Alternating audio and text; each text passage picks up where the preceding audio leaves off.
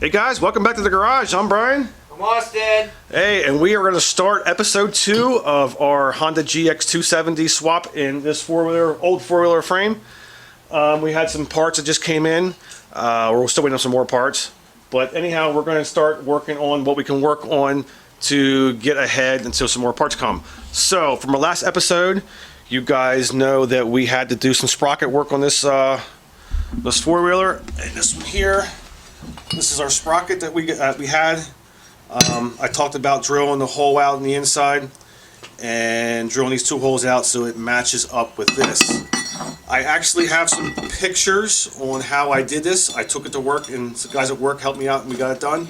I'll show the pictures during this video right here. So, ooh, I hit the camera on the four-wheeler. So guys, without further ado, episode 2 starts now, and sit back, relax, and we're going to get her done.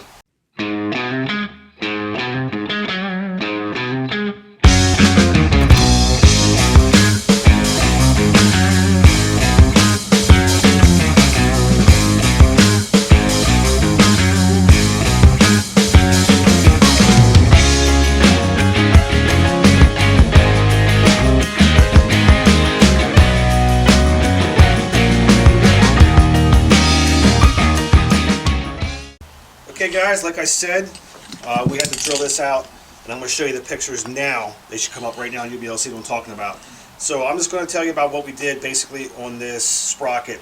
Basically what we did is we cut a piece of plywood out, the same size of the sprocket. We marked the center of the plywood. We actually screwed it down to the plywood, and we took a 2-inch hole saw and hole sawed the center of the sprocket out this way it would fit over the axle shaft.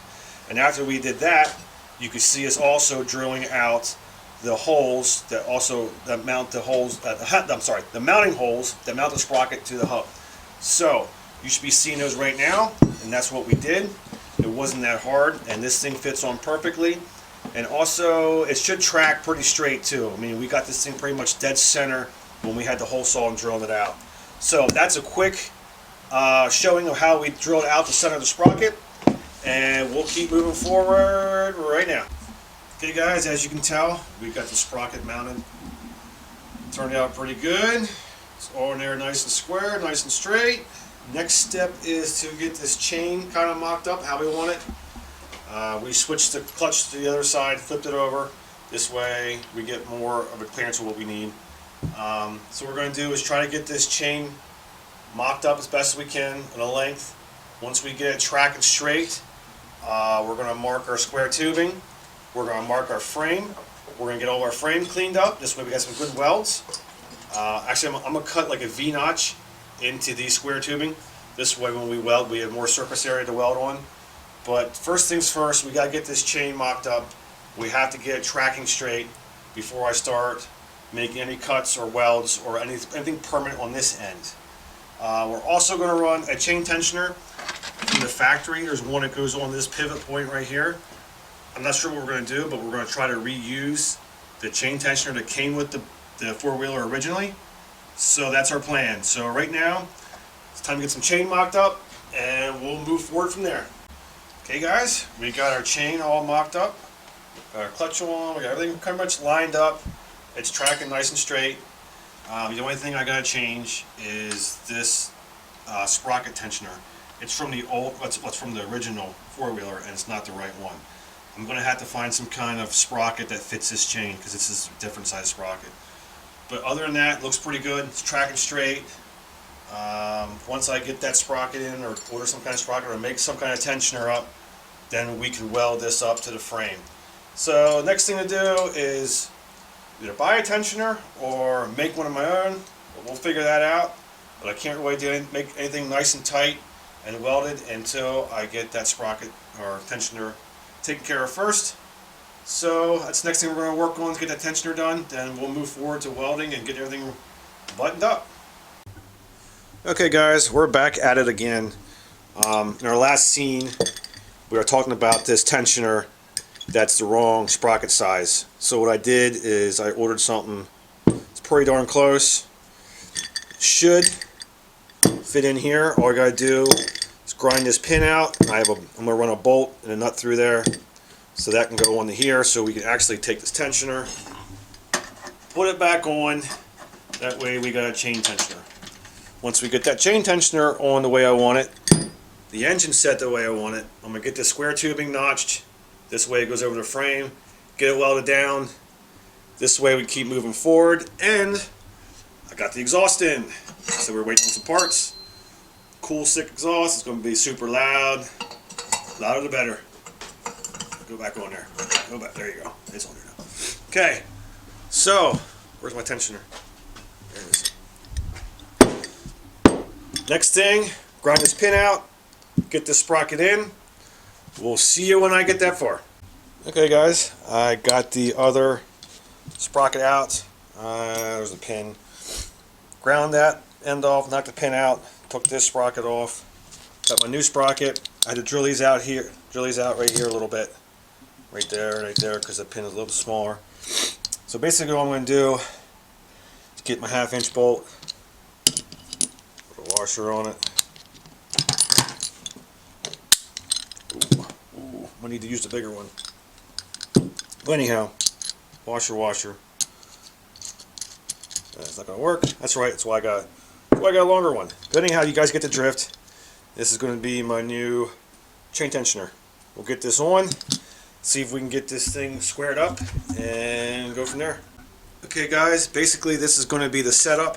As you can tell, got my tensioner on. I had to space it out a little bit, but it looks pretty good. It's tracking nice and straight.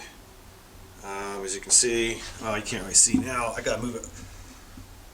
I gotta move it a little bit. It's kind of hard to see on the camera, but basically, now that I got this all set up, I can actually move forward and getting the engine in position, so everything's nice and lined up with the drivetrain. So, next thing I gotta do is pull the motor out, try to get this frame cleaned up real good, get my tubing notched. This way I got a good weld. Put it back on, weld it up. Then once I get all that done and everything's nice and tight back here, then we'll work on the exhaust.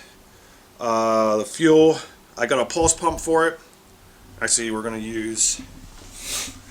continue to use the old tank that came with it. And you can see there's some fittings back here.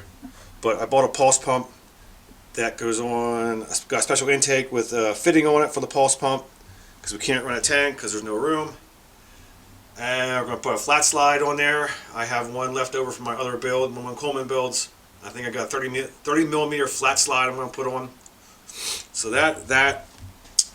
it's cold in here. Exhaust and throttle cable. We should be good to go. This thing's going to be ripping soon. Alright, well, time to get the engine out, get this frame cleaned up, get these tubing notched, get it in, get it welded, and you'll be with me every step of the way. Okay, guys, got the frame all cleaned up, got the grinder out. I didn't have no sanding flap disc, so I just used a grinding wheel lightly. Got this all prepped up, ready for welding. Next thing I'm going to do is get the engine, set it back in, make sure everything is lined up correctly, mark my square tubes. This way, when I pull it back off, I got a mark where I can cut my notches, and when I put it back on, everything should line back up. Shoot some welds on it, and keep moving forward. Next thing you do, I'm going to throw the engine in and kind of show you what I'm going to do about marking it up, getting it ready for welding. Okay, guys, I got some redneck engineering going on at its finest right here. Got a ratchet strap holding the engine where I need it. Everything looks really good. Everything's tracking nice and straight. I don't know if you can tell on the camera or not, but I made marks on my square tubing and on my chassis. This way, when I make my notches, it should fit right in there. It's not going to be perfect when I do my notches, but I'll do some fine tuning on make sure it's nice and straight before I really weld it down. I'll probably put some tacks on it just to hold it nice and straight, and once it's tracking nice and straight, then I'll fully weld each one of these square tubes up. So, now the engine's back in, marked. Now I got to take it back out again, get these tubings notched up and cleaned up on the ends. I got too much tubing on the end, which I know.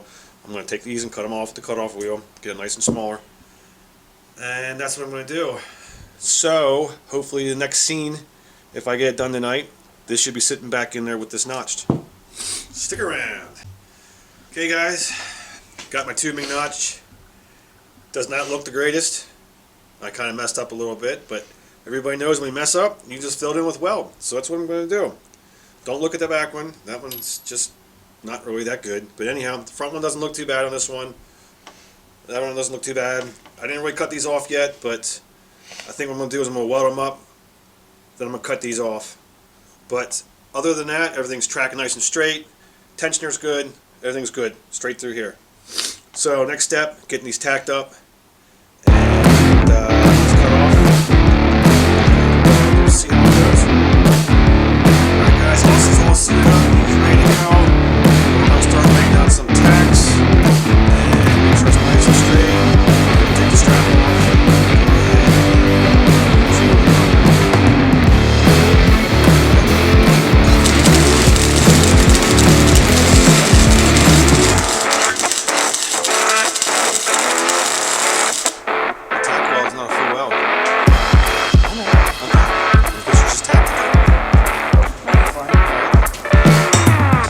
Another spot, get it tacked up.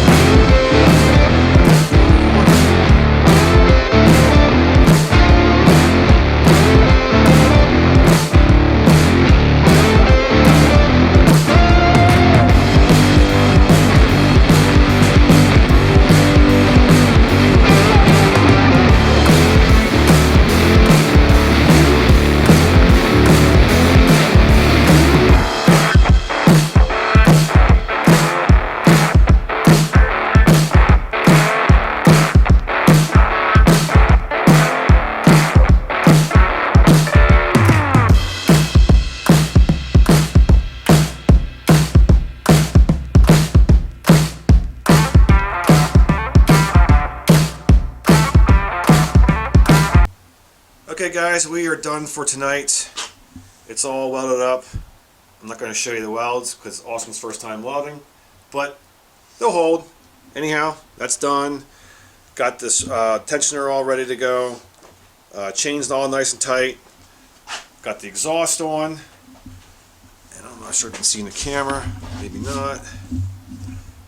I'll try to get, now you can't really, but the chain is tracking super straight, so we're good to go there. So next thing we're going to work on, since everything's welded up, this side, drivetrain's all ready, the exhaust is ready, we're going to start working on the carb, getting the pulse pump on, throttle cable, brakes already work from before, so I'm not worried about braking.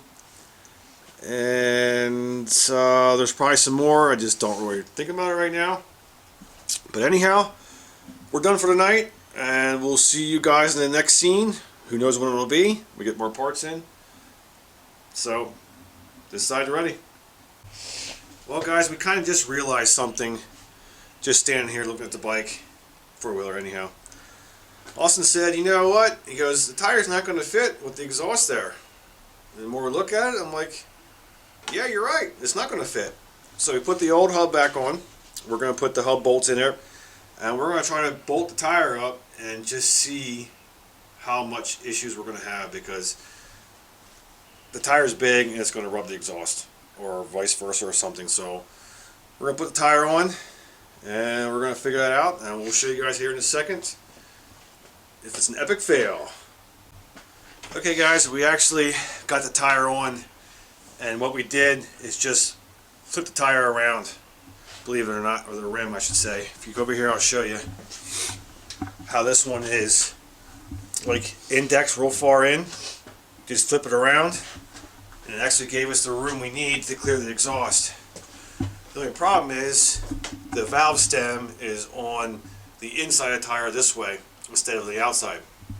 No big deal, we'll move through it. But anyhow, we got plenty of room, we got a tire on. Problem solved. Onward and upward.